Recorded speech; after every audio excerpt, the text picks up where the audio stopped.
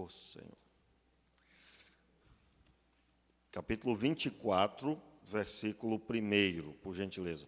Meus irmãos, eu gostaria de ler a palavra de Deus com você, logo no início aí. O texto da palavra de Deus cita o momento em que Abraão se preocupa com o futuro de sua descendência, na pessoa de seu filho Isaque. E o texto bíblico diz assim, eu gostaria que você lesse comigo, nós vamos ler os primeiros versículos, diz assim a palavra. Gênesis 24, versículo 1 em diante, diz assim: Era Abraão já idoso e avançado em anos, e o Senhor em tudo o havia abençoado.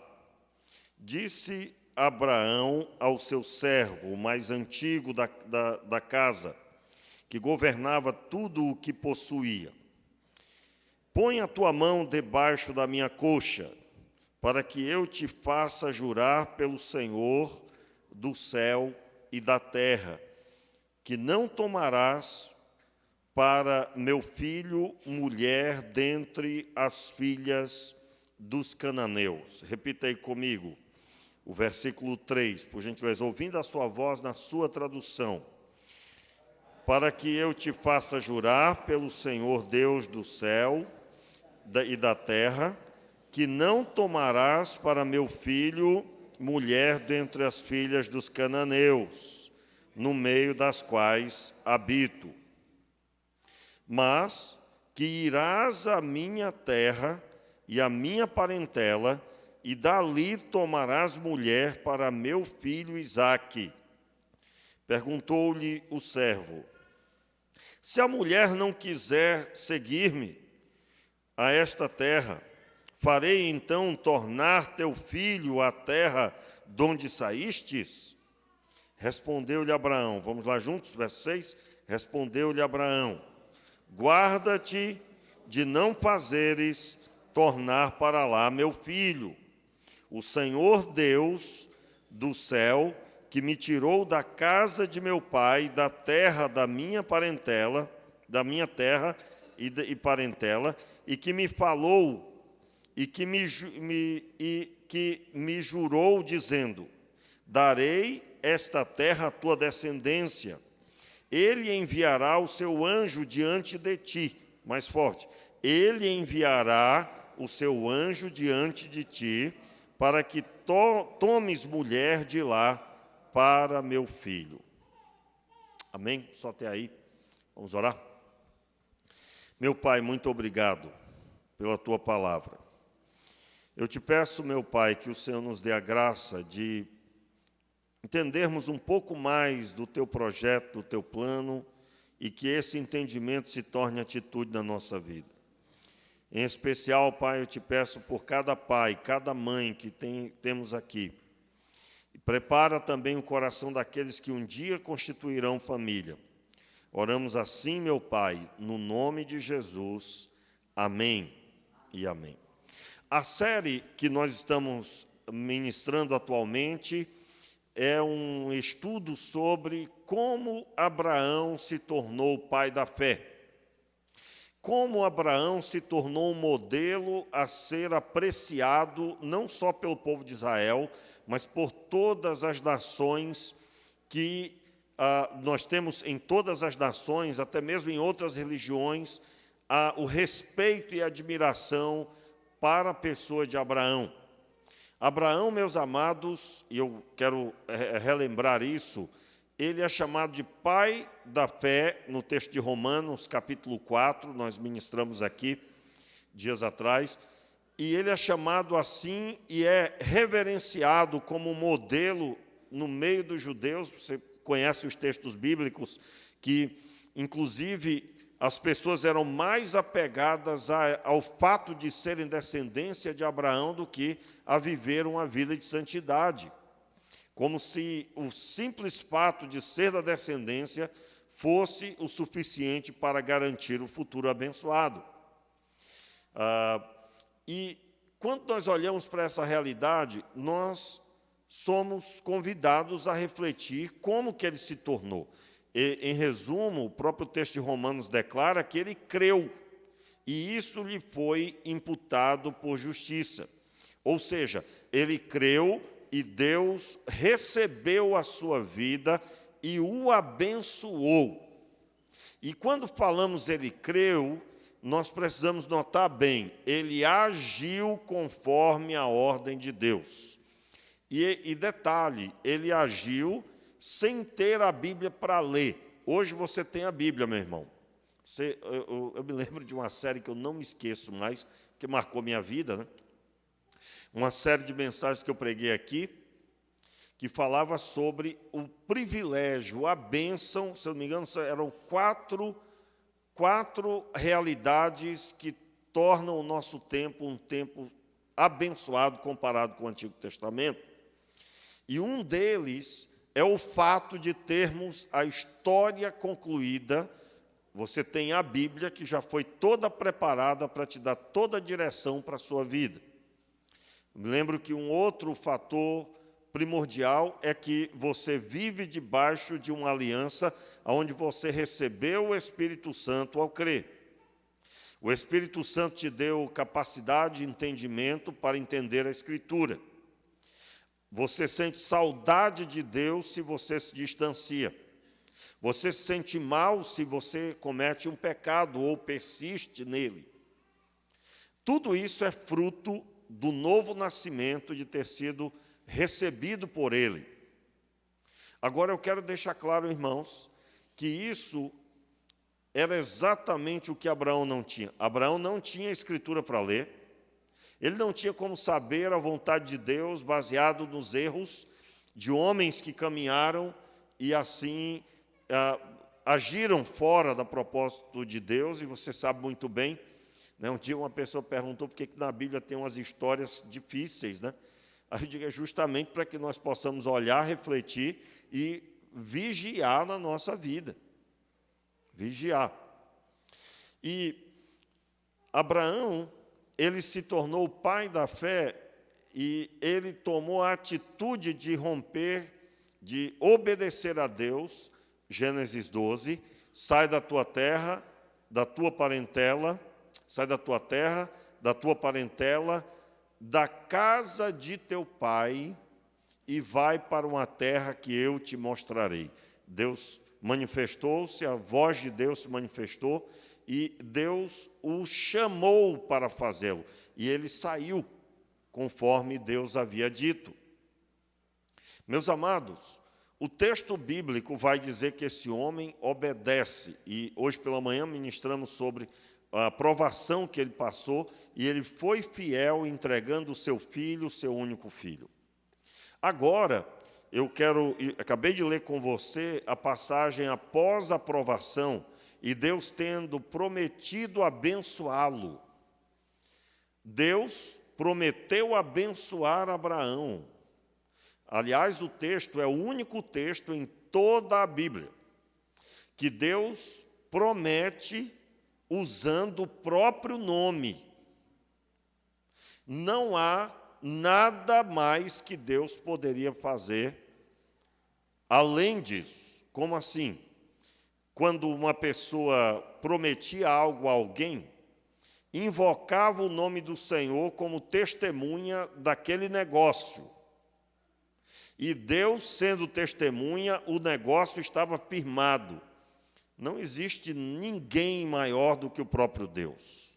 E então o texto de Gênesis 22 vai declarar o Senhor dizendo: por mim mesmo eu juro. E aí ele diz o que vai fazer, em resumo: em ti serão benditas todas as famílias da terra. Todas elas serão benditas. E aí, irmãos, eu quero observar com você que Abraão poderia dizer, bem, Deus prometeu por ele mesmo. Deus fez um juramento e ele invocou a própria autoridade como testemunha, a própria pessoa como testemunha do juramento. A vida está ganha, é ou não é? A vida está ganha. Os céus fizeram aliança comigo. Alguém poderia dizer isso. Mas eu quero dar destaque que Abraão continuou tomando as decisões acertadas para fazer jus ao juramento que Deus fez a ele, que o abençoaria.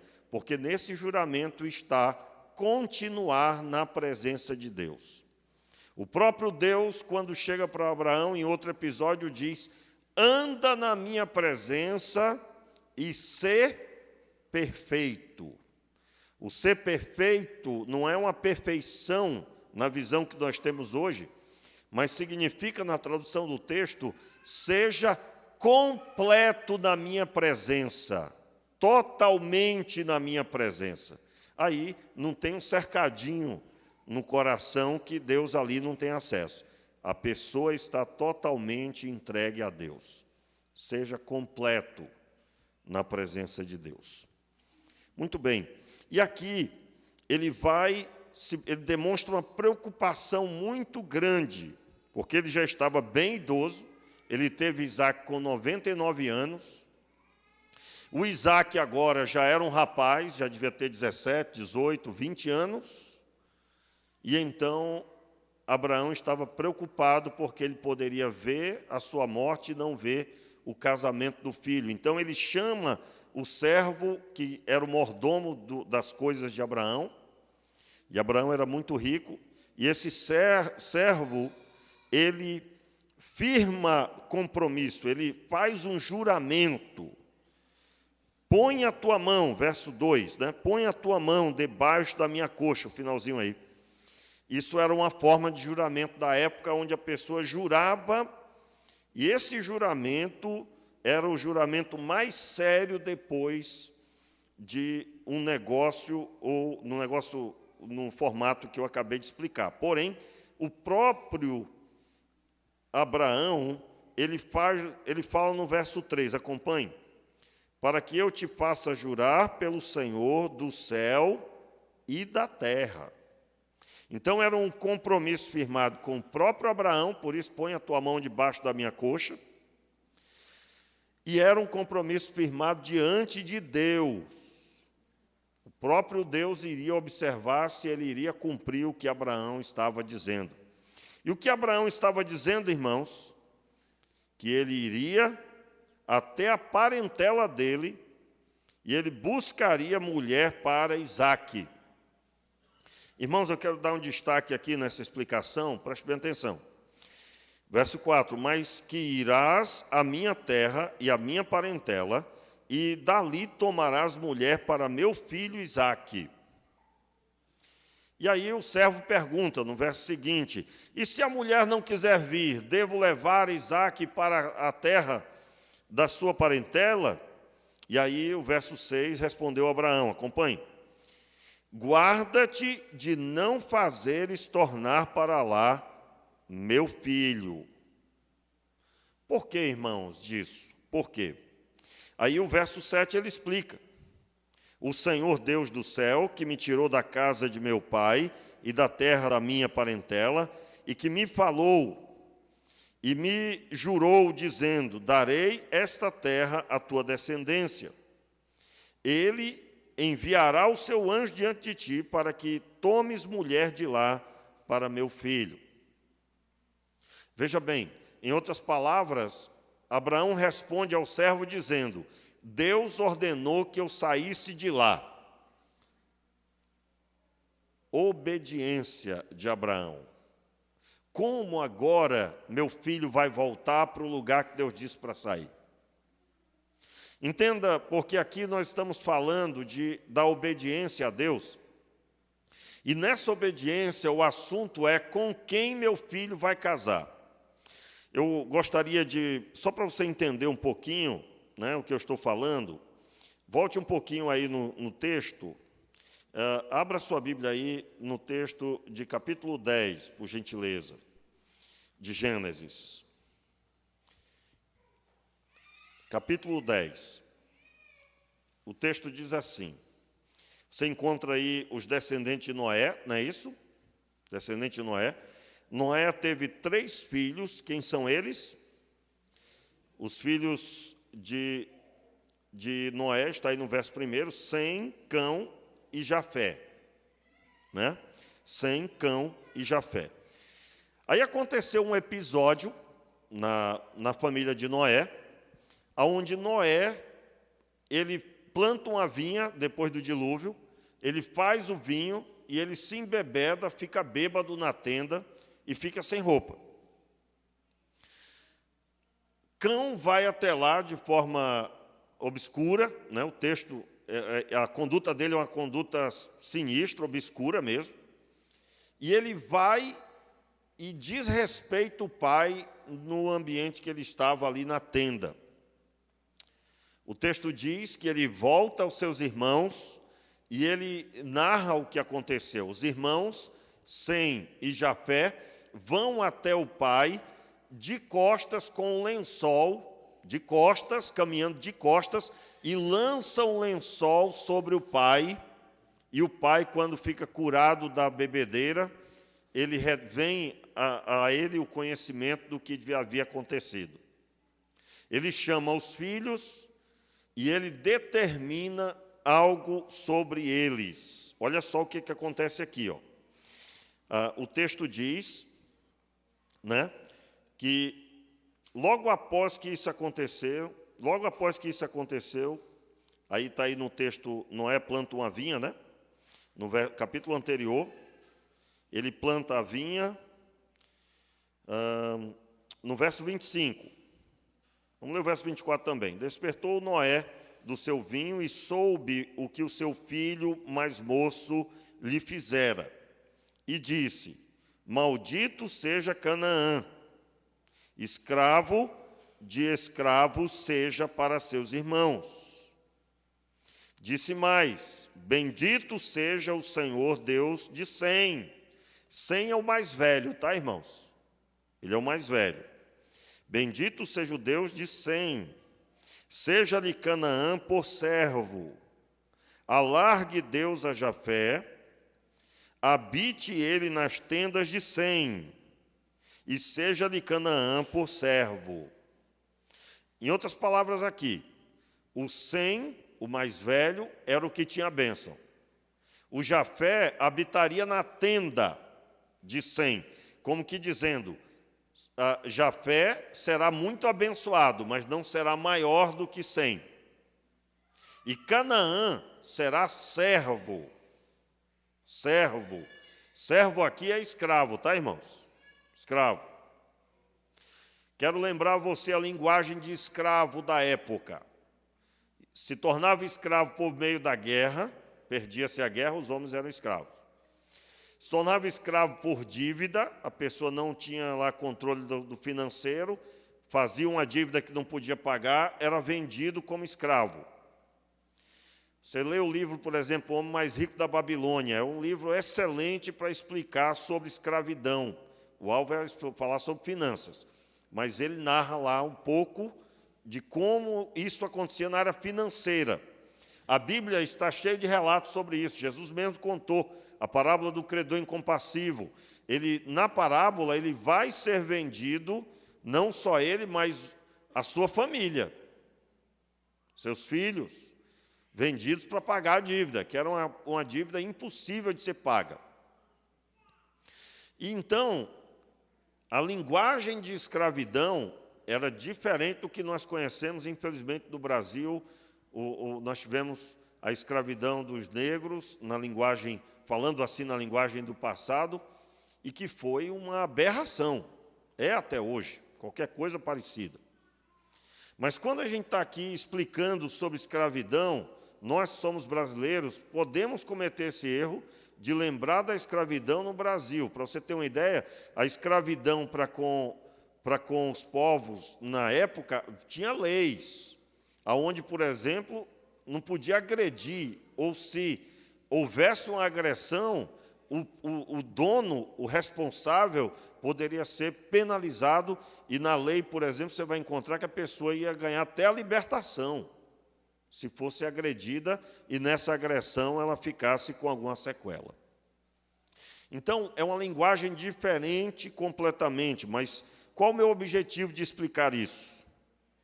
Quando Noé determina isso para com Sem, Jafé e Cã, ou Cão, na tradução, nas várias traduções, nós entendemos por que o povo de Israel recebeu a promessa de adquirir a terra de Canaã. Quem era Canaã? Vamos ler aí. O capítulo 10, versículo 1 e o 2.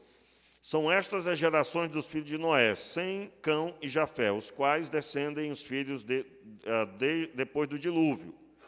O filho de Jafé são Gomer, Magog, Madai, Javã, Tubal, Meseque e Tiras. Os filhos de Gomer, aí segue os filhos de Gomer, os filhos de Jafã, mas esses foram repartidos e tal. Aí lá embaixo, verso 6. Os filhos de Cão, qual é o primeiro? Cuxi, Mizraim, Pute e Canaã. E os povos de Canaã eram uma lista enorme, que aí você tem que ler aqui os descendentes de Canaã. Em outras palavras, o Eveu, o Jebuseu, o Gigarzeu, e aí tem aquela lista enorme. Todos são nomes de filhos de Canaã. E eles, por decreto, porque Deus levou em consideração as palavras de Noé, eles não teriam direito à terra.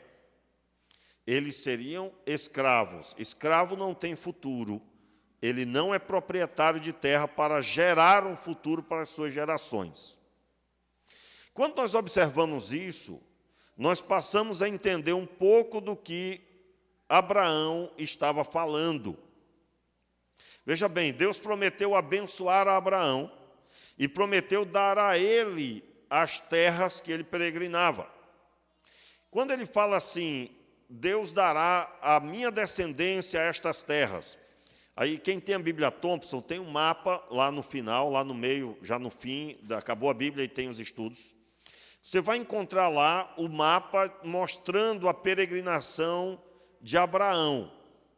E você vai ver que ele peregrinou por todas as terras que mais tarde Deus entrega ao povo de Israel, na pessoa de Josué liderando o povo. Todas aquelas nações, Abraão primeiro peregrinou por ali. E Deus fez ele peregrinar dizendo, darei esta terra, porque Deus falou mais de uma vez que daria aquela terra. Porém, observe bem aí, meus irmãos, se ele se casasse com uma descendente, uma mulher descendente de Canaã, ou de Canaã, haveria um problema. Por quê? Porque ele agora estaria debaixo de uma união com alguém que estava determinado a não ter propriedade da terra. Então, ele não poderia casar-se com ninguém de Canaã. De quem Abraão foi descendente? Entenda aí, meu irmão, olhe bem para mim aqui, porque você que é pai e mamãe, você que é mamãe, você que é papai, isso é muito sério. E você que vai se casar, presta atenção, nem namora ainda, tá? É uma bênção. O melhor que tem aqui hoje é quem nem namora, porque está zero bala, não fez nada de errado, não começou um relacionamento fora do tempo. Inclusive, quero dizer que nós vamos ter agora o curso Integridade Sexual para solteiros. Só terá para homens esse último semestre, será ministrado por mim e a equipe, né? Nós teremos, e a idade é de 15 a 18. 15 a 18 anos. Tem vaga ainda, viu? Tem vaga ainda. Aí... Não, esse daí é outro curso para você. No final pode falar ali comigo que eu explico. É o homem ao máximo. Mas vamos lá. Então, nesse texto aqui, nós encontramos um pai preocupado com quem o filho vai casar. Meus irmãos, hoje eu quero chamar a sua atenção aqui, o título é Como Abraão se tornou pai da fé. E a ênfase que eu estou dando hoje à noite é que ele se tornou pai da fé porque ele também se preocupou com os filhos e com quem os filhos iriam casar.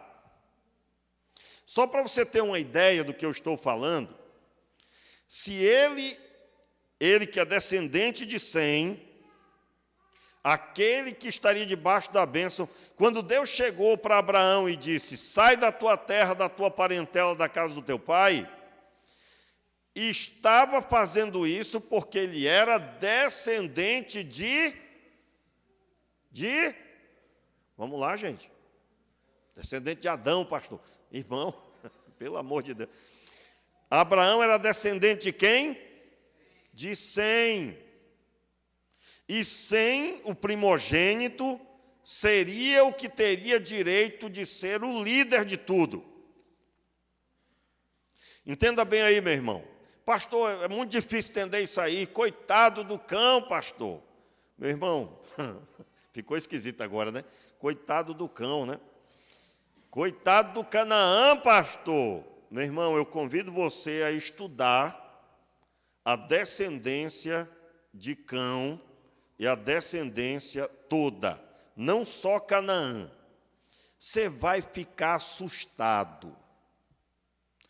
Você está lembrado de Nimrod? Nimrod construiu a torre para afrontar a Deus. Ele era descendente de quem? De Cão, de Canaã. Você vai encontrar, por exemplo, a conduta de inúmeras pessoas que afrontaram a Deus, que fizeram coisas erradas. Por exemplo, a cidade de Nínive. Nínive é uma cidade fruto da descendência de Canaã.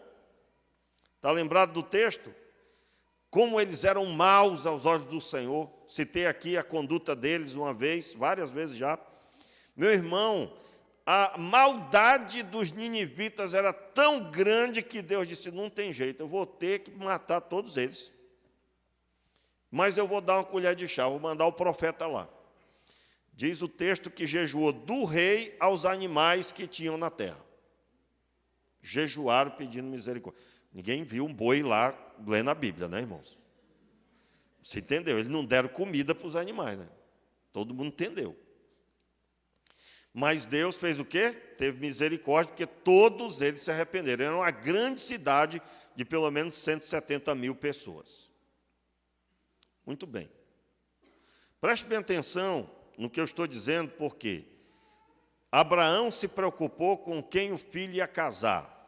Para aqueles que acham que não tem problema com quem o filho anda, com quem o filho está se interessando, a filha, meu irmão, você está terminantemente errado.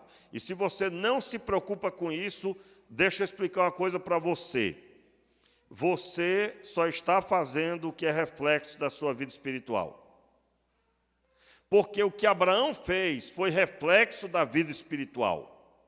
Abraão era um homem aliançado com Deus, e ele sabia que ele não poderia fazer diferente do que Deus disse. Só para você ter uma ideia, você vai encontrar na lei uma palavra extraordinária, né, sobre os sacerdotes. Se algum sacerdote, a filha, buscasse casamento com alguém que não fosse do povo de Israel, ela não poderia participar mais. Não poderia participar mais de um certo movimento que tinha para os filhos de sacerdote. Não poderia. Então, o que nós estamos vendo aqui? É meu celular, não é água não, obrigado. O pessoal está ligado, né? Vamos lá, está lá em cima. Aí, quando nós olhamos para isso, nós estamos vendo um homem aliançado com Deus, que sabia que Deus ia abençoar a geração, e esse homem agora, obrigado, esse homem agora tem um filho, que se o filho casar errado, tudo está perdido. Agora, esse é um problema do garoto? Eu digo a você que essa geração diz que sim. Não é pouco o número de pais, você é crente, né, irmão? Você é a bênção. Mas não está escrito o número de pais que não sabe com quem o filho anda, Não sabe com quem o filho se interessa. Pastor, o que tem a ver com a outra? Meus irmãos, para pensar. Uma menina serva de Deus vai olhar para o seu filho, se o seu filho só anda com quem não quer trabalhar, não quer nada com a vida e desrespeita todo mundo? Não, ela não vai olhar. Aliás, quero deixar uma dica aqui para as irmãs que querem casar com homem de Deus. Homem de Deus, a primeira coisa que ele quer saber é se ela tem aliança com Deus. E se ela tem aliança com Deus, ela respeita o pai e respeita a mãe.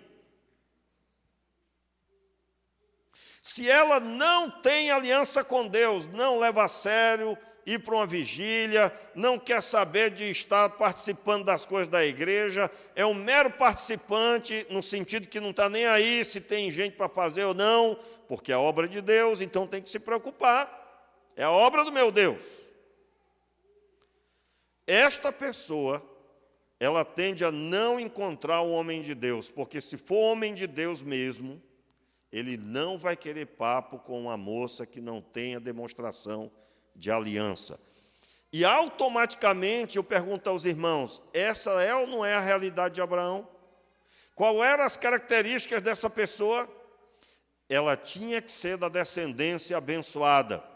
Aí eu pergunto, qual é a descendência abençoada do nosso tempo? São os nascidos de novo. Então, meu irmão, pode ser bonitão, mas se não serve a Deus, chuta que é laço. Se não tem aliança com Deus, pode ser o mais inteligente, pode estar estudando na universidade melhor que tem, partidão. Pastor, só tem que ver. Meu irmão, minha irmã, você está enrolada. Se você não tem preocupação de casar com alguém aliançado. Agora preste atenção, meu papai. Para que os seus filhos tenham entendimento de como devem casar, eles vão primeiro olhar a casa deles. Eu me lembro de uma história de um pastor muito admirável pela família também na obra. Um dia a filha terminou o namoro, chegou em casa, papai, eu terminei o namoro. Como assim você terminou? Terminei. O rapaz tratou ela mal, mas tratou mal. Pense num negócio bruto, um bicho bruto, multiplique. Aí eu disse, terminei, papai. Depois ele disse que vai vir conversar com o senhor. Aí o pai foi entender. Eu disse, minha filha, mas como assim? Digo, não, meu pai, eu cresci vendo o senhor cuidando da mamãe. O senhor trata a minha mãe como uma rainha. O senhor trata muito bem minha mãe, e a nós também, pai de 3 filhas, aí tu imagina, né? Como é que eu vou querer menos que isso?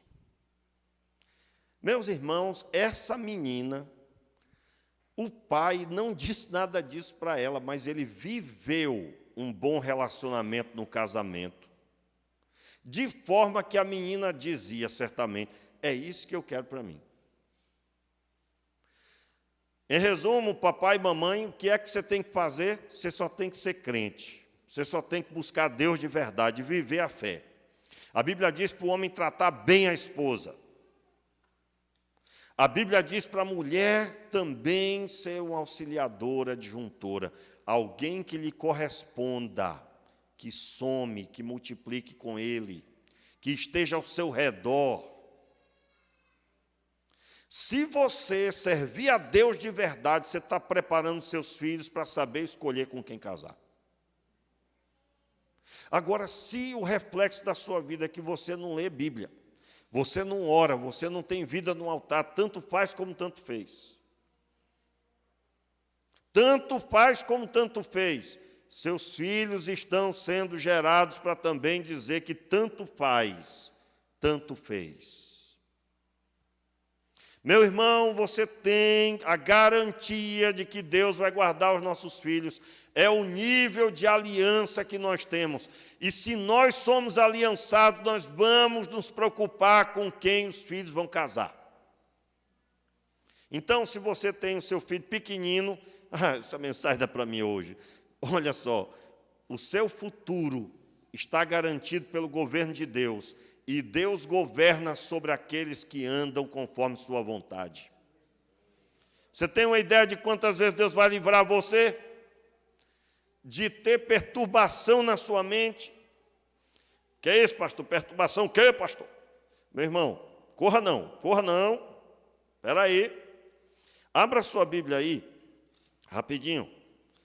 No texto de Gênesis mesmo, quero ler só um versículo.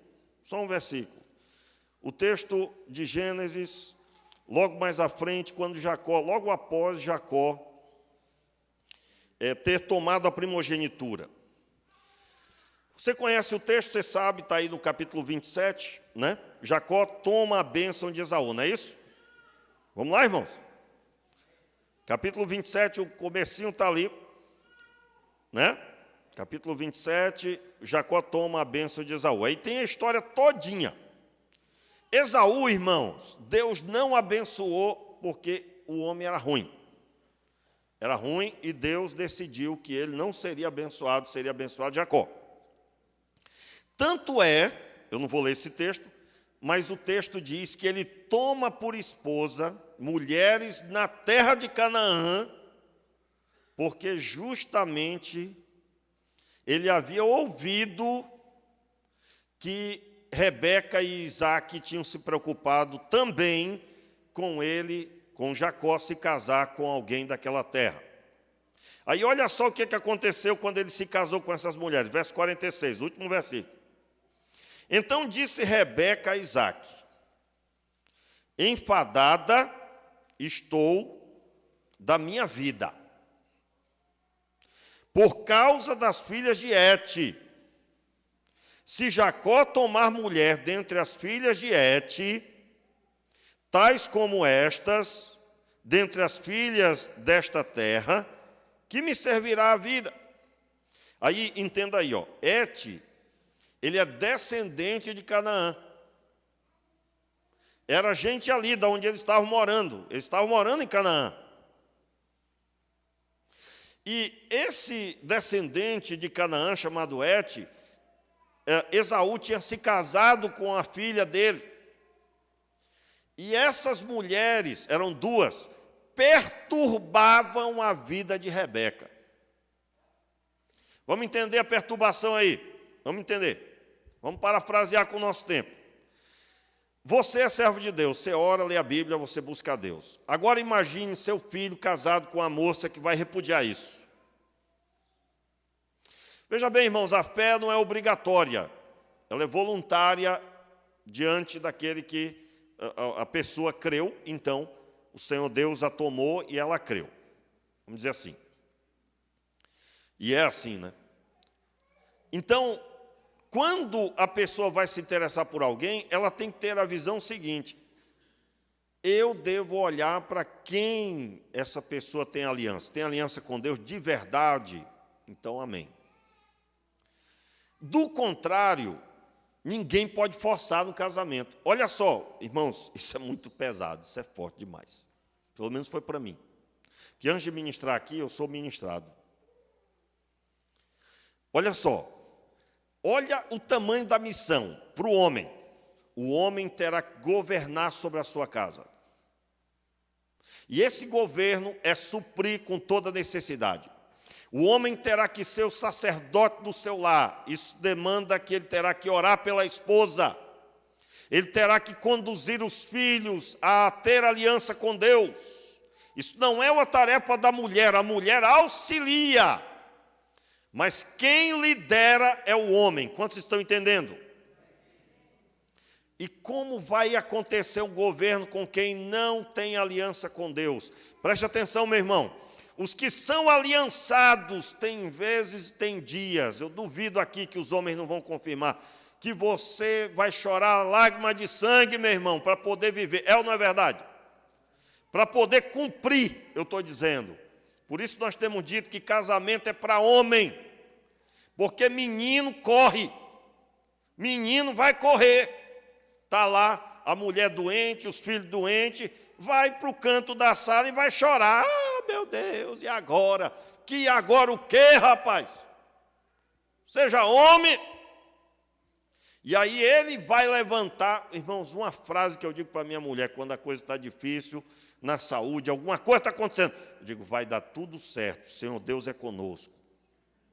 A palavra do homem de firmeza tem que existir sobre o filho está lá, a filha está lá, preocupada, agoniada. O Senhor Deus é o nosso Deus, fique na paz do Senhor, veja como vai dar certo. Eu vejo pela minha casa, meu irmão, depois que passa o tempo, acontece tudo do jeito que eu falei, lá uma palavra para o meu filho, alguma coisa, eu disse, meu filho, o papai, é isso mesmo. Pois é, meu filho, você está entendendo como é que é? Então, quem que conduz essas coisas é o homem. Se ele não é aliançado com Deus, o pai e a mãe vão sofrer em ver uma casa de qualquer jeito. Eu estou falando de alguém que tem aliança com Deus e que vai trazer a casa para a presença de Deus. Nós estamos falando de alguém que está livre e desimpedido e que pode escolher essa proposta, mas não tem preocupação nenhuma. Vai sofrer. Eu quero dizer hoje à noite aqui que Abraão dedicou seriedade da sua vida, preocupado com quem Isaque iria casar.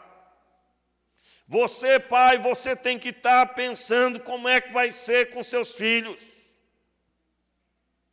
Conserte a sua vida, seja fiel a Deus, senão não tem para onde fugir. E meus irmãos, eu vou dizer uma coisa para você, infelizmente, pessoas que ouvem essa pregação aqui agora, por isso que eu digo assim, né? De forma brincando com você, né, meu irmão? Não corra não, porque eu sei que não é fácil ouvir. Principalmente aqueles que Deus está pegando pela orelha aqui, e eu estou falando sobre Deus que tem falado com você, que é muito mais forte do que essa pregação agora. Deus já tem falado com você, já tem pegado na sua orelha em outros momentos. E você veio para o culto hoje achando que ia ouvir talvez outra coisa, e você está preocupado agora porque não tem para onde correr. É, meu irmão, mas ainda bem que você está ouvindo a voz de Deus. Porque se está ouvindo a voz de Deus, Deus quer abençoar. E se Deus quer abençoar, você está sendo bem-sucedido. Preste atenção, meu irmão. Se você for estudar o texto do capítulo 27, capítulo 28, você vai descobrir que Esaú só se casou com essas mulheres de Canaã para perturbar os pais. Por isso se tem aqui hoje, e essa palavra não é para ninguém que está lá fora, não é para ninguém que não está assistindo online.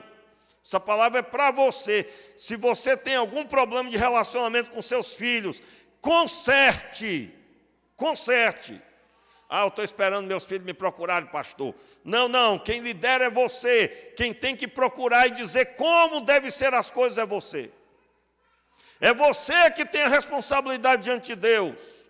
Conserte o mal que fez, a dor que causou.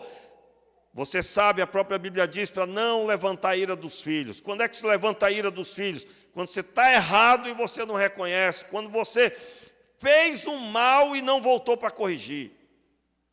Meus amados, pessoas magoadas com os pais, meninas magoadas com os pais, não deveriam tomar decisão com quem vai namorar, porque muitas vezes vai ferir os pais utilizando da própria vida. Isso acontece até hoje. Meu irmão, eu prezo muito pelo aconselhamento, pela preparação do casamento. E o que eu já vi acontecer, mulheres sofrendo no casamento, porque quando foi casar, não estava visando nada disso. E estava fugindo dos pais. E estava querendo sair de casa. Só que isso tudo inconsciente. Portanto, seja um homem de Deus, corrija o seu caminho e corra atrás do atrasado, das coisas que estão há muito tempo por corrigir.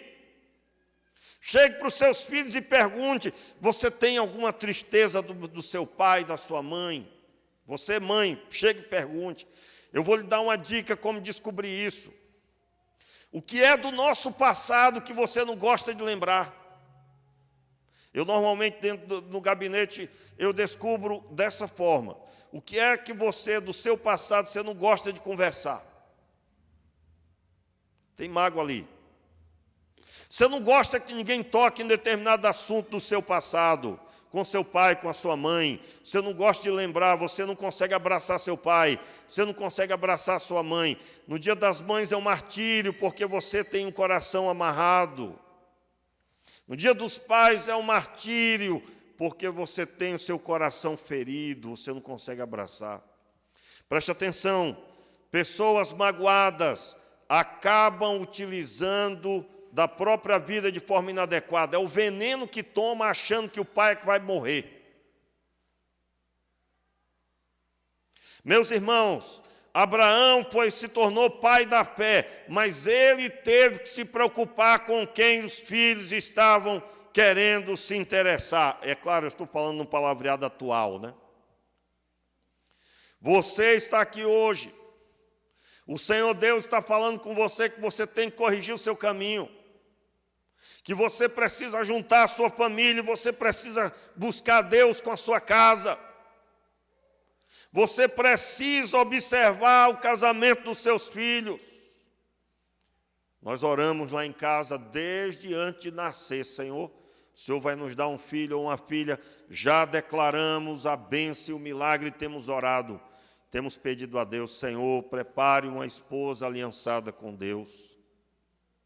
Eu quero dizer para você, meu irmão, o Senhor Deus ministrou fortemente ao meu coração. Essa é uma marca da nossa geração. Muitos só querem saber da própria vida. Você tem um filho, você vai prestar conta deles perante Deus. Seu filho pode fazer tudo errado, mas você precisa fechar os seus olhos e poder dizer para Deus, eu fiz tudo que o Senhor Deus ordenou em sua palavra.